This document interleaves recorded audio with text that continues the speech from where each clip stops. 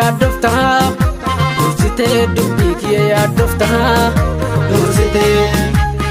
osoo anuu takka naasa'in jarjartee silaa kuma haasoftaa jarjartee atuu kuma haasoftaa jarjartee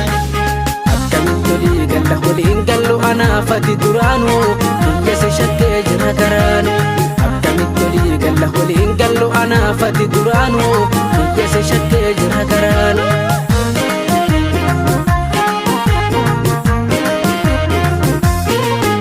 Si waliin jiraachuuf hunda danda'eera haati kanan beektu amma nagaheera dalgaloota beeke gaaf jiraatu obse baradeera sichanaa jintaatu riiba kiyyanniisu abjuu sodaa furmaatan qabu keenya kana booda riiba kiyyanniisu abjuu sodaa furmaatan qabu keenya kana booda waliin turre malee nuti waliin beeknu nagaa ta'ii jireenya waliin jeeqnu waliin turre malee nuti waliin beeknu nagaa ta'ii jireenya waliin jeeqnu eegasii toluun badii fakkaate qalbiin fedhus garaan kiyya fagaate si waliin jireenya nan sodaadha murtee kiyyattiin gaafu nan fagaadha eegasii toluun badii fakkaate qalbiin fedhus garaan kiyya fagaate si waliin jireenya nan sodaadha murtee kiyyattiin gaafu nan fagaadha si waliinuu nan ture hammeenya danda'e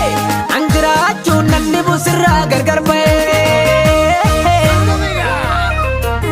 an deebisin jedhee beenu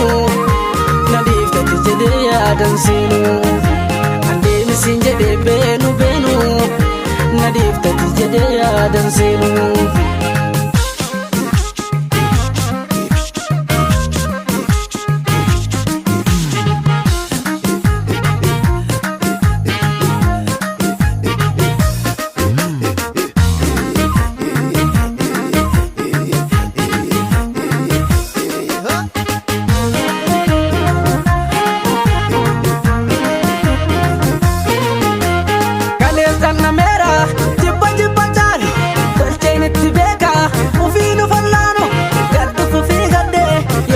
Waa'ee kee jiraadhu waa'ee koona beeka riiba kiyyanniisu abjuu sodaa furmaatan qabu keenya kana booda riiba kiyyanniisu abjuu sodaa furmaatan qabu keenya kana booda waliin turre malee nuti waliin beeknu nagaa ta'ii jireenya waliin jeeqnu waliin turre malee nuti waliin beeknu nagaa ta'ii jireenya waliin jeeqnu atis filadhu waan fedha kee tahee anis mirga sirraan qabu yaada kee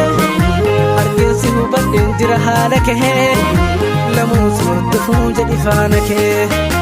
atis filadhu waan fedha kee tahee anis mirga sirraan qabu yaada kee argeessi hubadheen jira haala kee lamuus hordofuu jedhi faana kee lamuus hordofuu jedhi faana kee lamuus hordofuu jedhi faana kee lamuus hordofuu jedhi faana kee lamuus hordofuu jedhi faana kee lamuus hordofuu jedhi faana kee lamuus hordofuu jedhi faana kee.